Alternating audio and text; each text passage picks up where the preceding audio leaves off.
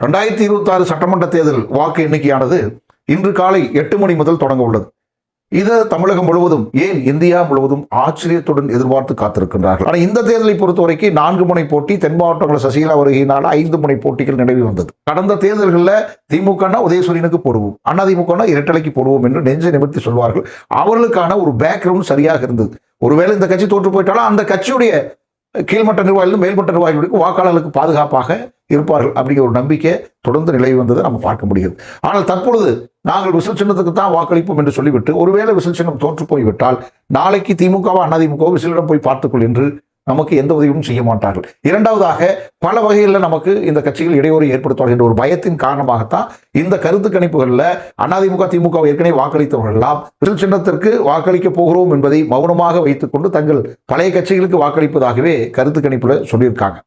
இன்னும் ஒரு பக்கம் அதிமுக திமுக பணத்தை வாரி இறைப்பார்கள் வாக்காளர்களுக்கு. நாம விசிலுக்கு வாக்களிப்பதாக சொல்லிவிட்டால் அந்த வாக்குக்காக தரக்கூடிய பணம் நமக்கு வராது என்ற ஒரு அச்சம் காரணமாகத்தான் தெளிவான ஒரு கருத்து கணிப்பை யாராலையும் வெளியிட முடியல.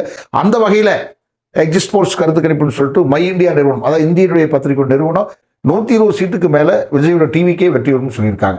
அதன் பின்னிட்டு கடந்த 2 தினங்களுக்கு முன்பு தமிழ்நாடு காவல்துறை தலைவராக பதவி வகித்து ஓய்வு பெற்ற ரவி IPS அவர்கள் ஒரு கருத்து கணிப்பு வெளியிட்டிருக்காரு.